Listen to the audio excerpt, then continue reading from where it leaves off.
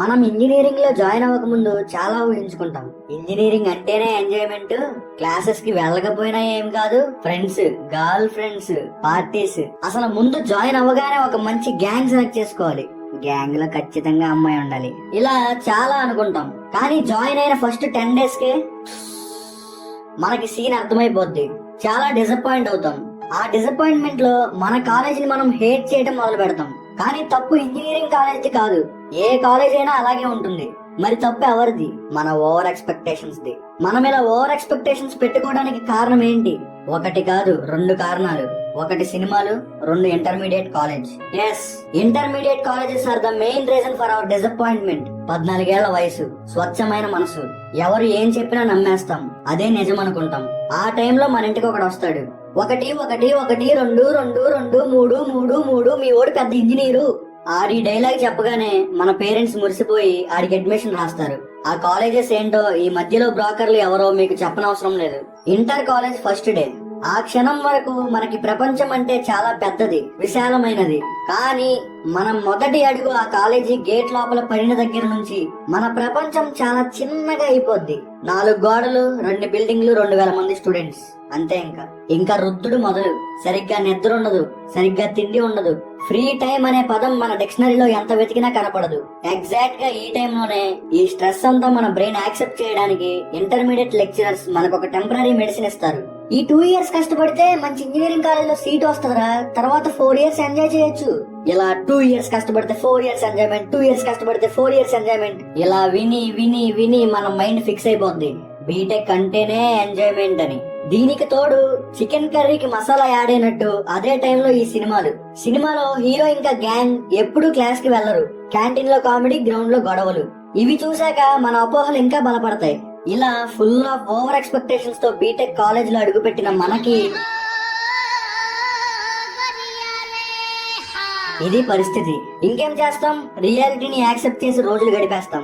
అసైన్మెంట్లు, ల్యాబ్ రికార్డులు, mid examinations, lab external, viva, semester examinations, backlogs, exam centre, supply, ఈ చక్రంలో పడి తిరుగుతూ 8 రౌండ్లు కొట్టేసరికి బీటెక్ అయిపోద్ది. వెనక్కి తిరిగి ఈ 4 సంవత్సరాలు పీకిందేంటి అని ఒకసారి చూసుకుంటే నోటీస్ బోర్డులో నోటీసులు తప్ప పెద్దగా ఏం కనపడవు. ఇప్పుడు మొదలవుద్ది అసలైన మ్యూజిక్. గుండెల్లో దడ, మైండ్ లో 100 సినిమాలు ఒకేసారి రన్ అవుతాయి.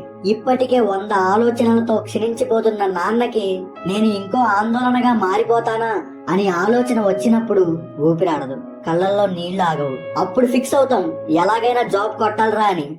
బట్టలు సర్దుకుని హైదరాబాద్, బెంగళూరు వెళ్ళిపోతాం. అక్కడ కోచింగ్ సెంటర్ లో జాయిన్ అవుతాం.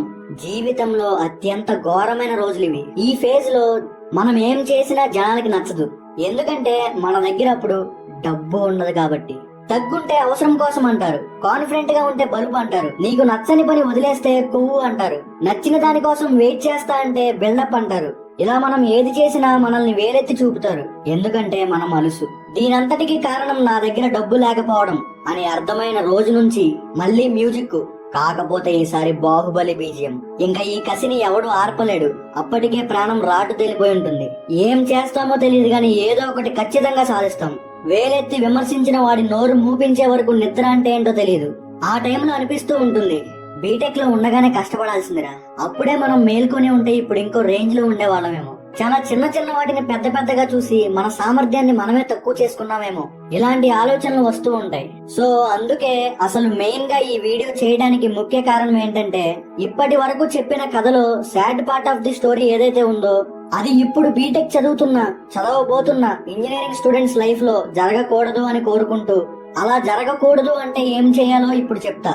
అది చెప్పే ముందు, నువ్వు ఇంకా ఇంజనీరింగ్ కాలేజీలో జాయిన్ అవ్వలేదు, అవుదాం అనుకుంటున్నట్లయితే ఇంజనీరింగ్ కాలేజ్ ఎలా సెలెక్ట్ చేసుకోవాలి, బ్రాంచ్ ఎలా సెలెక్ట్ చేసుకోవాలి, అసలు ఇంజనీరింగ్ అంటే మనం అనుకున్నట్టే ఉంటుందా అనే విషయాల మీద ప్రీవియస్ గా ఒక వీడియో అయితే చేశాను. వీడియో లింక్ డిస్క్రిప్షన్ లో ఇస్తాను, పైన ఐ కార్డ్స్ లో కూడా పెడతాను, చూడండి. Coming back. So my dear under graduates, నా సజెషన్ ఏంటంటే, ఉన్న 4 సంవత్సరాలు కసిగా చదివే. ఎంత కసిగా చదవాలంటే నీ నాలెడ్జ్ చూసి నీకు పాఠం చెప్పే టీచర్ కి దిమ్మ తిరిగిపోవాలి. సెల్ఫ్ లెర్నింగ్ అలవాటు చేసుకో, కొత్తగా ఆలోచించు, నీ చుట్టూ ఉన్న ప్రాబ్లమ్స్ ని గమనించు, మనుషులకి ఫ్యూచర్ లో ఏం అవసరాలు వస్తాయో ఆలోచించు.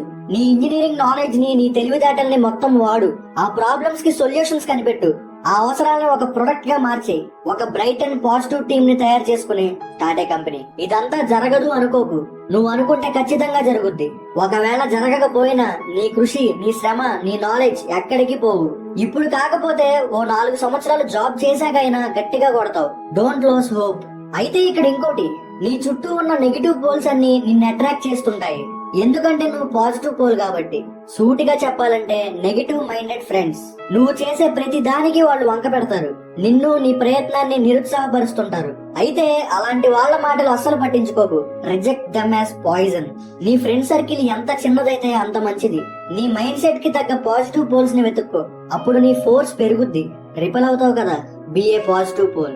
ఇకపోతే స్టడీస్ అంటే ఇంట్రెస్ట్ లేకుండా ఇంజనీరింగ్ చేస్తున్న వాళ్ళు మీరేమనుకుంటారంటే ఈ 4 years కాలక్షేపం చేసేసి తర్వాత బిజినెస్ చేద్దాం లేదా ఇంకోటేదో చేద్దామని. ఇది 90% జరగని పని. ఎందుకంటున్నా అంటే ఒక్కసారి బీటెక్ అయిపోయాక నీ మీద ఉండే ప్రెజర్ అలాంటిది కాదు. నువ్వు అప్పుడు బిజినెస్ పెడతా అంటే బీటెక్ లో పాస్ అవ్వలేదు, చదువు ఏడవలేక బిజినెస్ తొక్క తోటకూర అంటున్నాడు అంటారు. అయితే వాళ్ళ మాటలు పట్టించుకోవాల్సిన అవసరం లేదు, కానీ వాళ్ళకి అలా అనే ఛాన్స్ ఎందుకు ఇవ్వాలి మనం?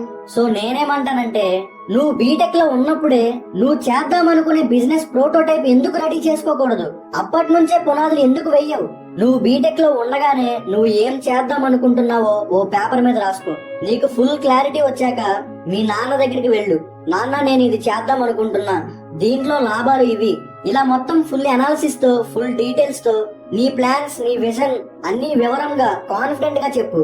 నీ కాన్ఫిడెన్స్ చూసి ఆయన మురిసిపోవాలి. ఇది మాత్రం గుర్తుపెట్టుకో, ఏ బిజినెస్ స్టార్ట్ చేసినా ఇన్నోవేటివ్ గా చెయ్యి, రొటీన్ గా చేయకు.